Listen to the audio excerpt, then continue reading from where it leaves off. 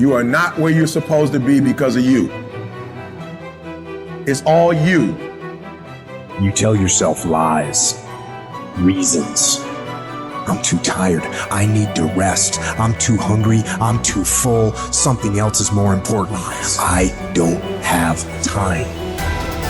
Lies, lies, lies, lies. Ask yourself, what remarkably stupid things am I doing on a regular basis to absolutely screw up my life? What would happen if you just stopped wasting the opportunities that are in front of you? Because you're not everything you could be, and you know it. If you keep thinking the same thoughts, keep demonstrating the same behaviors, keep living by the same feelings and emotions, your personal reality is going to stay exactly the same.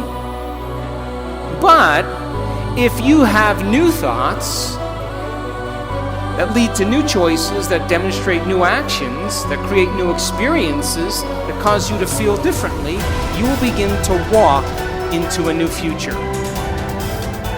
I need you to confront you because you're the one holding you up. I need you to look in the mirror and tell you, you are not going to do me like this no more. You're not going to continue to sabotage me. You're not going to keep procrastinating. You're not. You know you should be further in life, but you keep letting you slide. Hold you accountable and don't let you off the hook. If for 10 years, if you didn't avoid doing what you knew you needed to do, what would you be like? You'd be 10 times more efficient, 20 times more efficient. And you could be way better. You could be incomparably better across multiple dimensions. Do something away from the normality of what you've been doing. Why not try it, man? Shock the system. Get up at 4 in the morning one day, just one day, and go for a run. Commit to one day and see how you feel as you're jogging it back in around 5 or something, as your neighbors are still asleep. Well, your day's already provided something for you. Mentally, you feel like, wow, man, that was a lie. And say, I've got to do this. This is my stuff. This is why I showed up. It's not going to be easy. When you want to change, it's not easy. If it were in fact easy, everybody would do it. But if you're serious, you'll go all out. So yes, I'm going to do something about this situation. You do what it is you're supposed to. You're supposed to build something. You're supposed to create something. I don't know how to do it. Learn. The question is not, is it possible for you to be a millionaire? Is it possible for you to have all your dreams become a reality in your lifetime? Yes, it is possible. But the real question is, have you made the decision? Once you make a decision and you go all in and you say, I ain't quitting till I get there. I ain't giving up. I ain't giving in. I'll do whatever it takes to be successful. And when you make that decision, when you look you in the mirror, when you tell yourself that, look, I'm through, I'll do whatever it takes, I guarantee you, that's the day your dream begins to happen.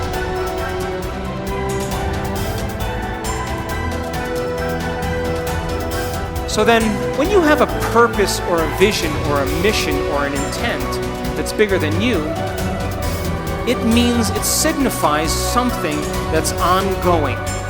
You could have a purpose to go east, and there's never an end to east. You could have a purpose to be healthy. There's always more health to have. You could have a purpose to be wealthy. There's never an end to wealth. You could have a purpose for knowledge, and there's never an end to knowledge. It signifies a direction. My purpose is to transform individuals in order to transform a culture. And I'm clear on that purpose, and it gets me up in the morning every single day. So then, how do you bring a vision from the world of possibility into the world of reality? From thought all the way down into matter. From what we say in quantum physics, from the wave of possibilities all the way down into the particle. From the immaterial, something that doesn't exist yet, into the material.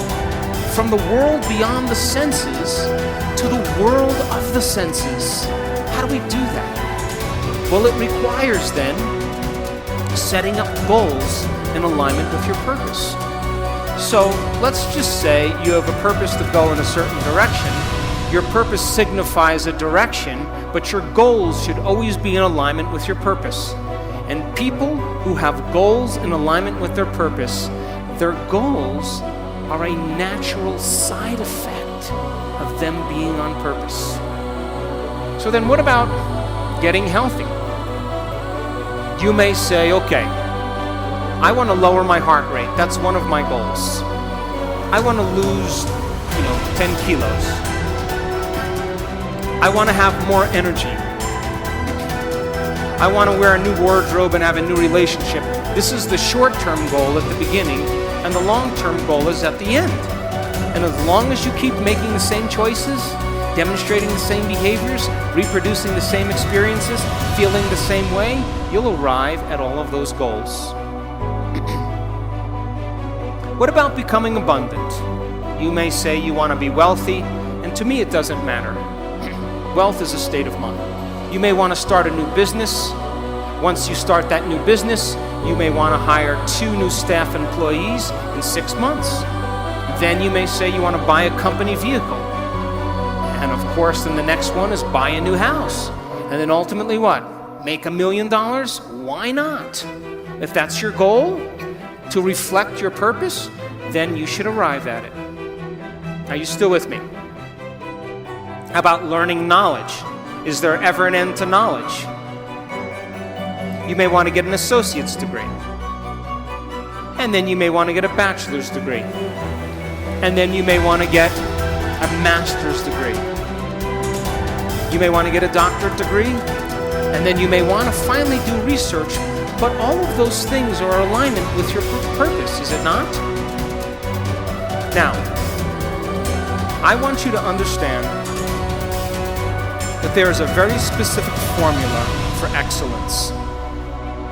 And the formula requires a person who has a clear purpose.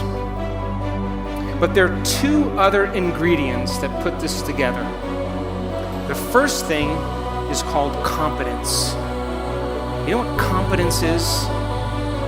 Somebody who does something really well. The more competent they are, the better they are at doing something. The third thing is called accountability. Accountability means if you say you're going to do something, you do it. And if someone asks you to do something, you do it really well. And if you combine a person who's on purpose with a high level of competence and accountability, you have excellence in an individual. I run 3 companies, and all 3 companies, my teams, are very high on their purpose scale. They better align with my purpose. They have very high level of competence, and they are very high on the accountability scale. And I don't even bother them. I never even manage them. Because if they're not competent, accountable, and on purpose, they're going to stand out with the rest of the culture, and other people are going to be doing their job, and they are not going to keep up. And I say to my staff, I run an Olympic level team. You have to be able to play at an Olympic level. If you can't be competent and accountable on purpose, there's nothing personal. We just have to cut you because we're moving at a fast pace. Be someone who is cool under pressure. Value serenity instead of outrage. It seems that our culture is moving in the wrong direction here. If you are blessed enough to not be on social media, you might be surprised to learn that the angriest, most passionate public figures are rewarded with the most clicks and biggest audiences. Our culture has begun to confuse passion with substance, reward the loudest and angriest voices, and thus incentivize behavior wholly at odds with Stoic wisdom. The number of decibels your voice hits as you scream about how right you are is not necessarily an indicator of how much sense you are making. As a society founded on reason and Western Enlightenment ideals, we must hold ourselves to a higher standard. We have to collectively stop allowing emotion and passion to pass for reason and factual debate. The media's goal is to literally challenge your ability to be still. A tough American intent on improving upon their current self, is not tricked into an emotional reaction by these headlines. You do not write an angry tweet. You do not hurl an insult. You are cool and measured and skeptical. You are curious what the agenda of the journalist might be and what facts or context they might be leaving out. You seek out a different story on the same topic from an opposing view, and you find out that many of the claims made in the original story were convincingly debunked. And just like that, you are a Zen master of stillness and stoicism. I will not quit in the face of danger or pain or self-doubt. I will not justify the easier path before me. I decide that all my actions, not just some matter. Every small task is a contribution toward a higher purpose. Every day is undertaken with a sense of duty to be better than I was yesterday, even in the smallest of ways. I seek out hardship. I do not run from pain, but embrace it, because I derive strength from my suffering. I confront the inevitable trials of life with a smile. I plan to keep my head to be still when chaos overwhelms me.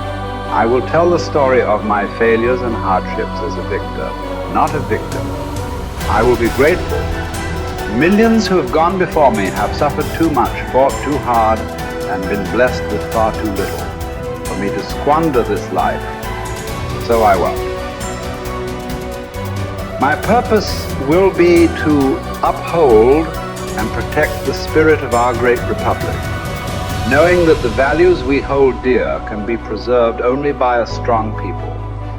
I will do my part. I will live with fortitude.